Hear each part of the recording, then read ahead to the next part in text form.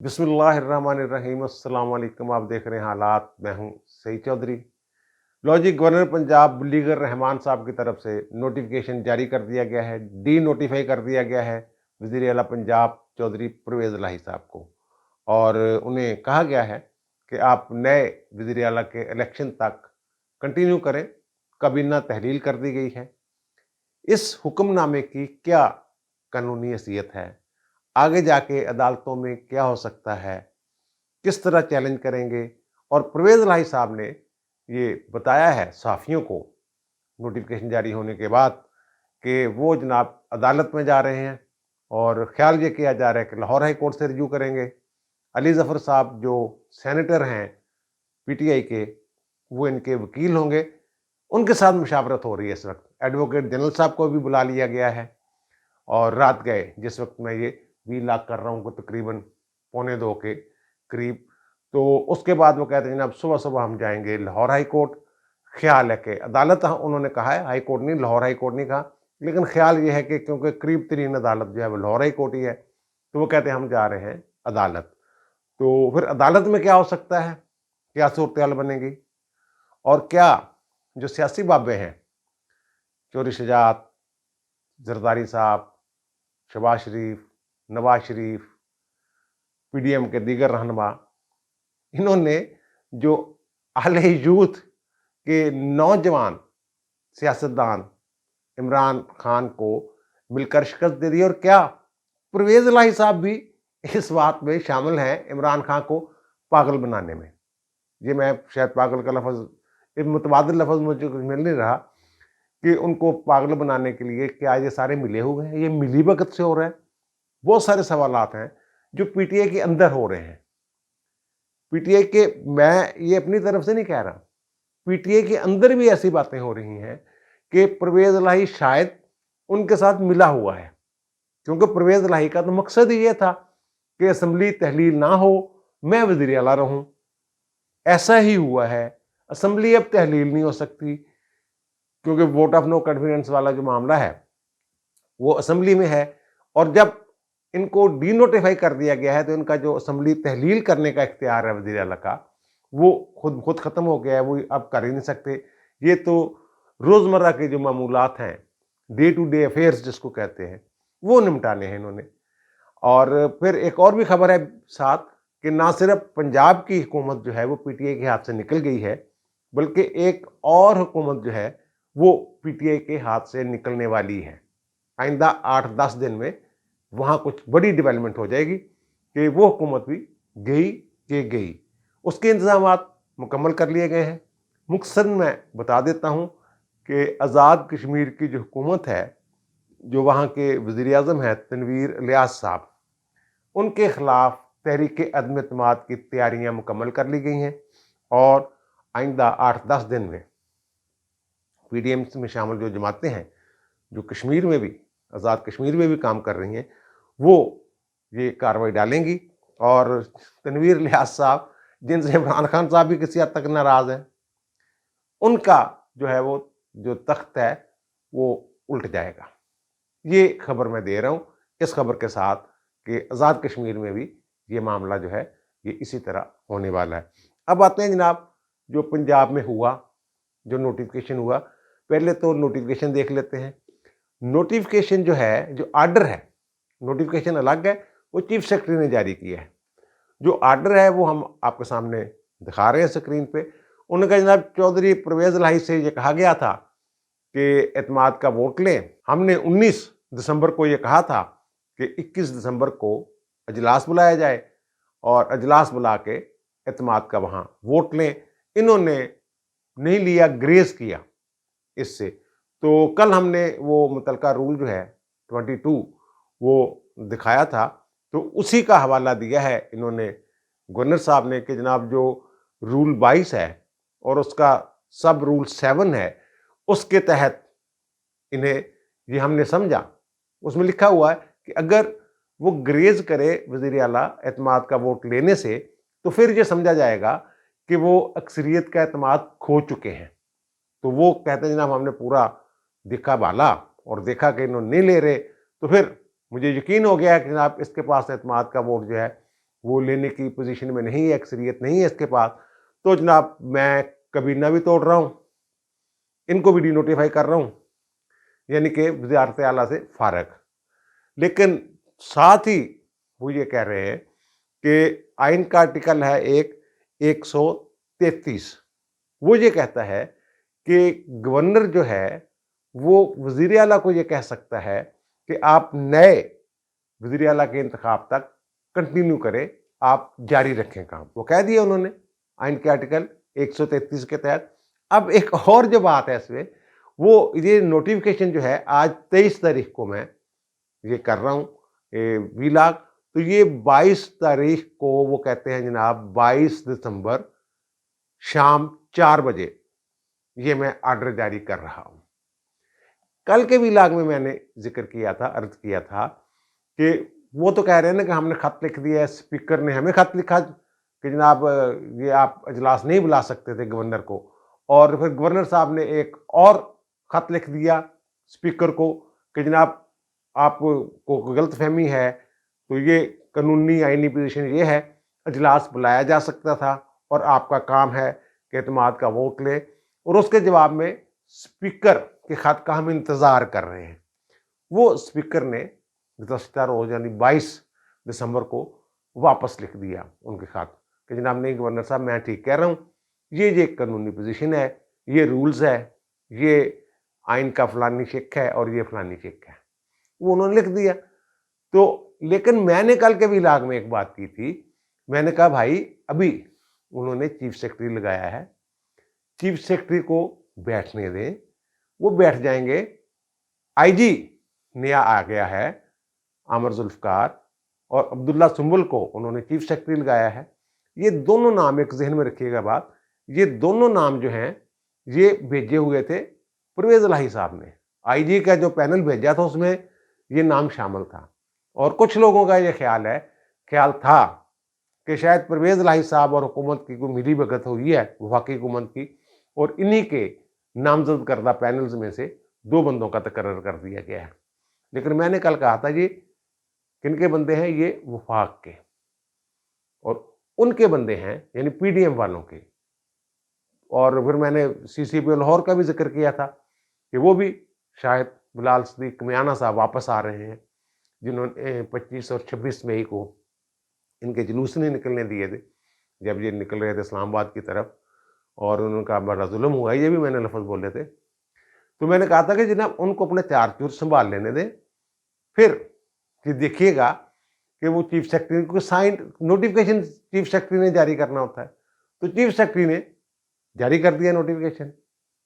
वो जो एक इंतज़ार ये भी था कि जनाब रेंजर्स आ जाए, गवर्नर हाउस वो आ गई, उन्होंने तलब की हुई थी, और ये दोनों अफसर जो हैं ये भी ज़ाहिर पुलिस ने कंट्रोल करने मामले को, और अब्दुल्ला सुंबुल जो है चीफ सेक्रेटरी, पहले तो वो कायम काम थे, अब बाकायदा फुल फ्लैज चीफ सेक्रेटरी के तौर पे उन्होंने नोटिफिकेशन जारी कर दिया है। अब परवेज इलाही साहब सर पीट रहे हैं, जो उनके पसंदीदा सहाफ़ी हैं, उनसे बात करते हुए कह रहे हैं कि अब्दुल्ला सुंबुल मेरे को बैठा गया हुणी, उन्हें कहा जी मैं तो नोटिफिकेशन जारी नहीं करना चाहता सी, मेरे को धक्के नाल करवा लिया।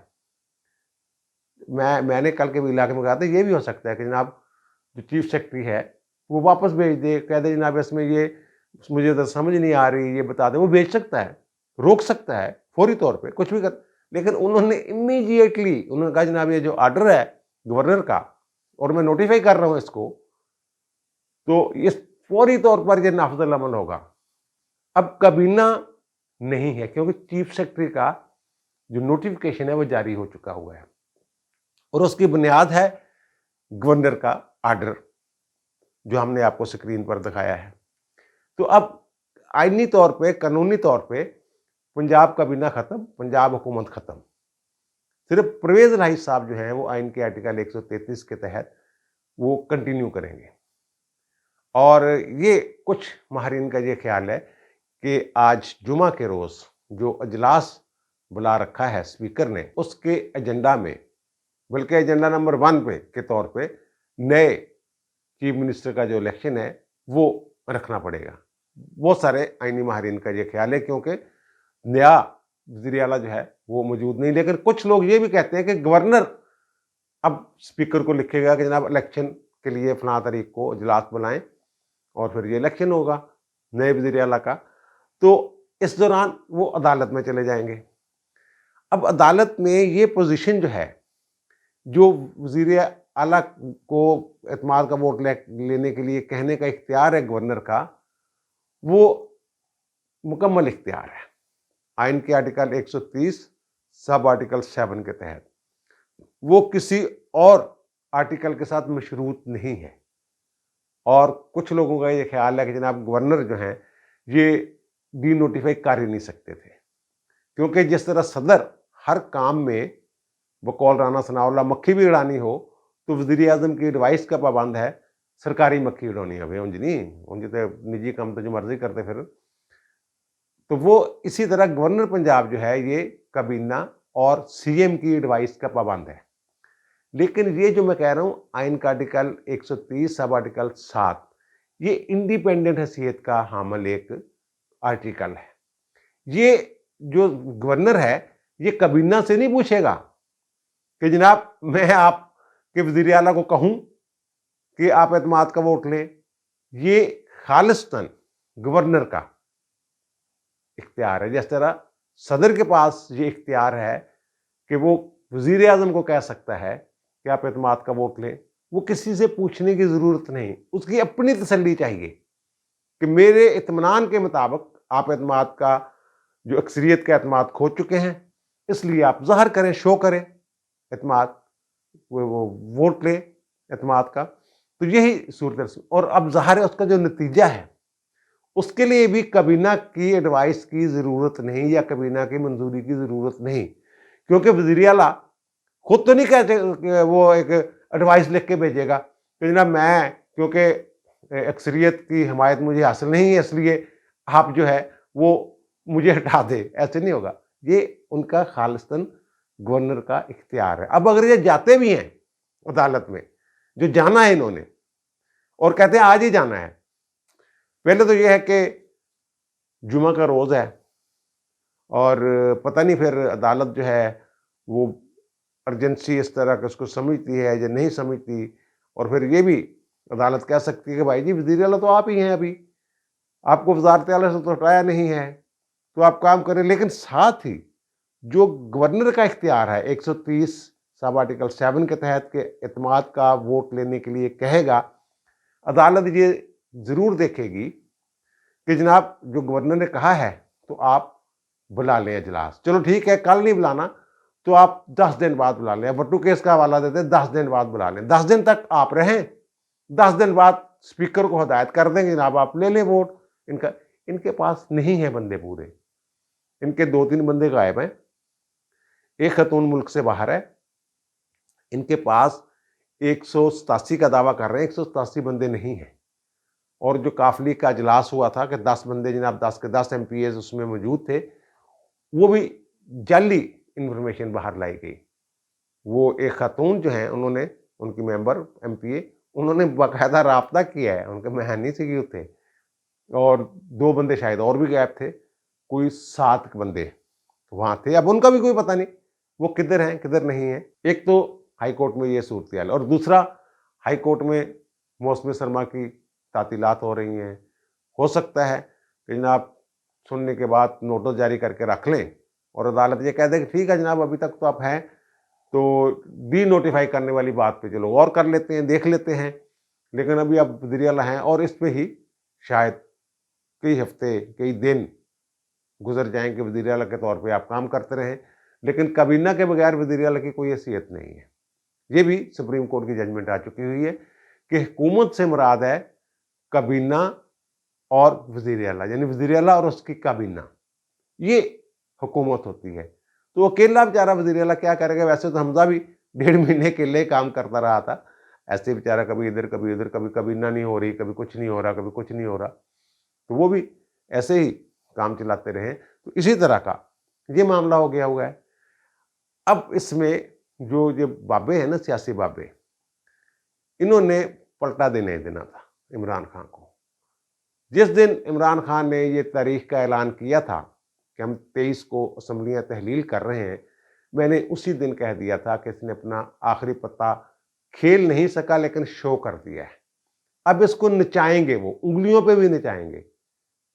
ज़रदारी, शजात, नवाज, शहबाज, सब, मौलाना, और ऐसा ही उन्होंने किया। अब पीटीआई के अंदर जो बातें हो रही हैं वो ये कह रहे हैं कि जब ये तहरीके एतमाद पेश करते हैं जाके नून लीग वाले, तो उस वक्त जो सेक्रेटरी था वो 9:51 पर वहां क्या कर रहा था। वो ये कह रहे हैं कि ये परवेज इलाही पे एतबार नहीं कर रहे। अब वो परवेज इलाही को उन्होंने अब खुल के कहना शुरू कर देना है। इमरान का कोई पता नहीं क्या कब क्या कह दे। तो वो क्या कर रहे थे वहां, जो सेक्रेटरी साहब हैं, वो 9:51 पे बैठे क्या कर रहे थे वहां सेक्रेटरिएट में कि आए, आप आए और आके जमा करवा दें। उस वक्त से शकूक शुबात चल रहे हैं कि परवेज इलाही साहब भी अंदर खाते मिले हुए हैं। जो ट्वीट श्वीट आप देखते ना, एक आध कोई परवेज इलाही के ट्विटर अकाउंट पे, वो तो मुनस इलाही जो है वो उनको ऑपरेट करता है। उनके अकाउंट्स जो हैं सोशल मीडिया पे, उनको मुनस इलाही ऑपरेट करता है। तो मुनस इलाही का कुछ नुक्ता नज़र और है। और ये मैं खबर दे रहा हूँ आपको कि परवेज इलाही के अंदर खाते राब्ते शाब्ते पीछे परवेज इलाही साहब जरदारी साहब को भी मैसेज भेज रहे थे, परवेज इलाही साहब को भी किसी तरीके से वो मैसेज भेज रहे थे, और शायद शहबाज शरीफ साहब को भी कोई मैसेज वज़रिया जरदारी गए हैं। और कल जो नोटिफिकेशन नहीं हुआ, तो कुछ मामलात लोग कहते हैं कि बीच में रहते थे कि परवेज इलाही के साथ जो भी परवेज, वो एतवार वो भी नहीं कर रहे जो पीडीएम वाले हैं, इमरान खान भी एतबार नहीं कर रहा। परवेज इलाही साहब अब बहुत खुल के उनको आना पड़ेगा। एक साहब तो मुझे ये भी कह रहे थे कि परवेज इलाही ने ये मैसेज भेजा है कि आप इस बहरान से एक दफ़ा निकाल लें तो फिर मैं रिज़ाइन कर दूंगा, और रिज़ाइन करने के बाद फिर आप जो करेंगे, जो कहेंगे, फिर मैं भाई जी के साथ जाके मिल जाऊंगा। इस तरह के पैगाम भी ये जरदारी साहब तक पहुंचाते रहे हैं। और फिर इसमें जो इनके अजीज़ हैं चौधरी शजात साहब, जो नोटिफिकेशन हुआ है इसकी बात मैं कर रहा हूँ, और इनके भतीजे, भांजे कह लें आप, भतीजे भी हैं, भांजे भी हैं, शाफे हुसैन, सालक हुसैन वगैरह, उन तमाम की मुशावरत जो है ये इस जो आर्डर गवर्नर ने जारी किया है और जो चीफ सेक्रेटरी पंजाब ने नोटिफिकेशन की है, वो सब उसके पीछे है। ये जरदारी साहब से मिले हैं कल चौधरी शजात हुसैन साहब बिलावल हाउस में।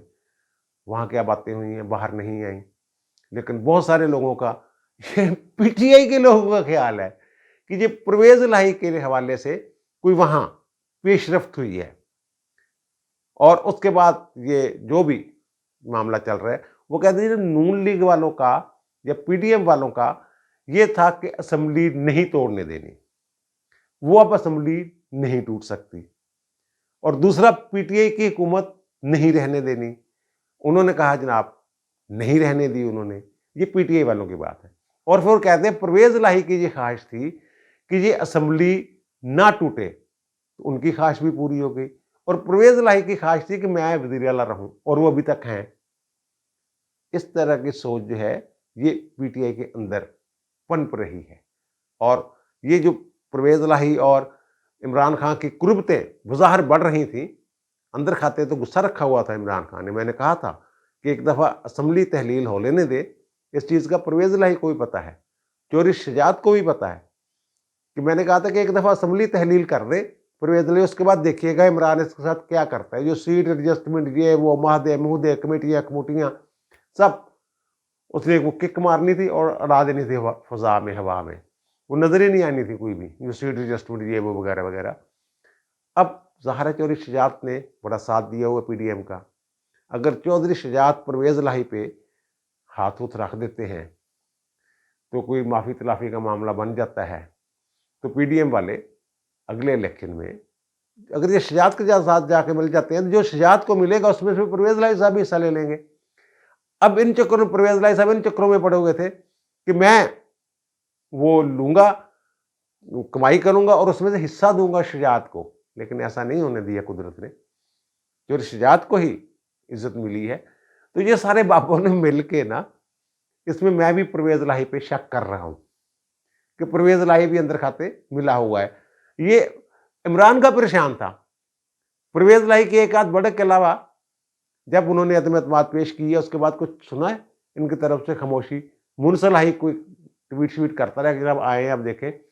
अब मुनस इलाही साहब करके देखें ना, वो जो बातें कर रहे थे, वो देख लेते हैं कि जनाब वो, मैंने कहा था ब्यूरोक्रेसी जो है, उसने, मैंने ख्याल ट्वीट किया था कि ब्यूरोक्रेसी जो है वो गवर्नर के अहकामात मानेगी। ये मैंने परसों ये बात की थी और वो वही हुआ। और कल मैंने ये कहा था कि ऐसे ऐसे जनाब होगा, ब्यूरोक्रेसी जब बैठ जाएगी। और मैंने कहा पक्का काम इन्होंने करना है, पक्का हाथ डालना है। अब ज़्यादा से ज़्यादा रिलीफ ये मिल सकता है कि जनाब जो गवर्नर ने कहा है उसके मुताबिक आप ले लें। और आज जुमे को जो इजलास हो रहा है, आप में से बहुत सारे लोगों को ये याद होगा या पढ़ा होगा कहीं आपने कि बेनज़ीर भुट्टो के साथ भी कुछ ऐसी सूरत-ए-हाल बन गई थी, जो उन्होंने इजलास बुलाया कौमी असम्बली का और एतमाद का वोट लेके दिखा दिया। उनका ये लें जनाब, आप किन चक्करों में पड़े हुए हैं। तो ये अब जो आज इजलास इनका हो रहा है, तो ये 186 बंदे ला के शो कर दें, वो सारा कुछ ही खत्म हो जाएगा। अदालत में जाएं जनाब, ये देखें हमने तो 186 बंदे शो कर दिए हैं, इनके पास 186 बंदे है ही नहीं। लेकिन अब एक और मसला पैदा होना है आगे जाके कि 186 तो फिर किसी के पास भी नहीं है। अगर इनके बंदे भी इधर उधर हो गए हुए हैं तो उनके पास भी 180 बंदे हैं, जो पीडीएम है यानी नून लीग, पीपल्स पार्टी और आज़ाद वगैरह मिला के, उनके पास भी 180 है। 186 तो उनके पास भी नहीं है। फिर इलेक्शन कैसे होगा? फिर इलेक्शन का फार्मूला वही होगा कि काफ लीग वाले जो हैं ये इनके साथ मिल जाएंगे, नून लीग वालों के साथ, और पीटीआई वालों को ये तुड़का लगा हुआ है।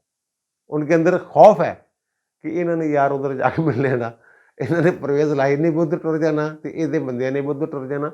और दूसरा ये एक तरीकाकार है जो आइन में लिखा हुआ है कि जनाब इलेक्शन होगा, अगर नहीं कोई भी अक्सरियत लेता तो फिर रन ऑफ इलेक्शन, दोबारा इलेक्शन होगा, उसमें हाजिर अरकान की जो अक्सरियत ले लेगा वो ले लेगा। जैसे हमजा और परवेज़ इलाही का पहले इलेक्शन हुआ, फिर लाहौर हाई कोर्ट और सुप्रीम कोर्ट में मामला गया, सुप्रीम कोर्ट में भेजे, पंचायती सा फैसला हो गया कि जनाब दोबारा रन ऑफ इलेक्शन हो जाएगा। लाहौर हाई कोर्ट ने भी रन ऑफ इलेक्शन की बात की, तो फिर वो दोबारा जिसकी भी सादा अक्सर 186 वाला चक्कर ही, लेकिन वो ले गए थे 186 से ज़्यादा वोट, 190 शायद ले गए थे। तो वो उसमें क्योंकि वो नए इलेक्ट होके आ गए थे, हालांकि कानूनी तौर पे जो इलेक्ट होने वाले थे रन ऑफ इलेक्शन में, वो कैसे वोट डाल सकते थे? वो तो सीटें ही इसलिए खाली हुई थी कि उन्होंने फ्लोर क्रॉसिंग की थी। तो बहरहाल वो भी उन्होंने शामिल कर लिया, जो मखसूस नशिस्तों में ख़वातीन थी उनको भी वोट गिन लिया। ये सारा कर करा के उन्होंने परवेज़ इलाही को, अब अगर बंदे पीटीआई के गायब हो जाते हैं बीच में से, या ये काफ लीग वाले अगर मिल जाते फिर तो ओके। अगर वो बंदे गायब हो जाते हैं तो फिर दोबारा रन ऑफ इलेक्शन होगा, उसमें हाजिर अरकान जो होंगे उनमें से देख लेंगे, उनमें से फिर वो हमजे का जो है, हमजे के बारे में कहा जाए कि हमजा ही आ रहे, तो उनका जो नंबर लग जाएगा। अल्लाह अल्लाह खैर सल्ला। कानूनी आइनी पोजीशन जो है वो यही है कि एतमाद का वोट ज़रूर लेना पड़ेगा, चाहे ये जो गवर्नर वाला काम है। लेकिन अदालतें सोचेंगी जनाब ठीक है परवेज़ साहब, तुसी अदालत चाहते गए हो, तुसी हुण वज़ीर आला ही हो, तो जल्दी जल्दी इलेक्शन करवा लो, उत्थे ये भी पता लग जाएगा कि तुहानू अक्सरियत का एतमाद हासिल है या नहीं है, और वो भी पता लग जाएगा। बहरहाल ये फर्स्ट इंप्रेशन का केस होगा कि गवर्नर साहब ने ये डी नोटिफाई किया है। इससे पहले आइन के आर्टिकल 130 सब आर्टिकल 7 के तहत ऐसा कभी नहीं हुआ, और ना ही रूल्स जो हैं उनमें से जो रूल 22 है उसका सब रूल 7 उसका कभी इतलाक। जो फर्स्ट इंप्रेशन का केस होता है उसको अदालतें बहुत सुस्त रवि के साथ, बहुत सोचो विचार के साथ जजमेंट देती है। तो ये मुश्किल लग रहा है कि जनाब ये फौरी तौर पे कभी ना बहाल हो जाए, कबीना की बहाली मुझे मुश्किल लग रही है और ये मुझे पक्का लग रहा है कि वो कहेगी जनाब एतमाद दा वोट ले लो, एतमाद दा वोट ले लोगे ना ਅਸੀਂ ਫਿਰ ਕਬੀਨਾ ਬਹਾਲ ਕਰ ਦਾਂਗੇ। ਆਰਜ਼ੀ ਤੌਰ ਤੇ ਜਿਹੜਾ ਅਸੀਂ ਇਹ ਆਰਡਰ ਜਾਰੀ ਕਰ ਰਹੇ ਹਾਂ ਕਿ एतमाद ਦਾ ਵੋਟ ਲੈ ਕੇ ਆ ਜਾਓ, ਅਸੀਂ ਇਹ ਦਰਖਾਸਤ ਥੋੜੀ ਰੱਖੀ ਹੋਈ ਹੈ, ਤੁਸੀਂ करो काम। ये सारा मामला है। अब मुझे दीजिए इजाज़त। आज़ाद कश्मीर वाला जिहड़ा वो भी बस थोड़े दिनों का मेहमान आ, उन्हें बड़का मुड़का मारदा सी, उन्हें कोशिश तो की है बाजवा दी तरीफा तुरीफा करके शायद मैं बच बुझ जावां, लेकिन मेरी इतला के मुताबिक ये कोई पीडीएम वाले ना जरदारी साहब जो हैं लाहौर में बैठे हुए थे और जा नहीं रहे थे कहीं से। वो कहते अगर मैं चला गया जरदारी साहब के ख्याल में तो फिर बददिली फैल जाएगी। इमरान मुखालफ जो नौजवान है या वोटर है या लोग हैं अवाम है, वो कहेंगे यार शायद ये नाकाम हो गए इसलिए वापस जा रहे हैं।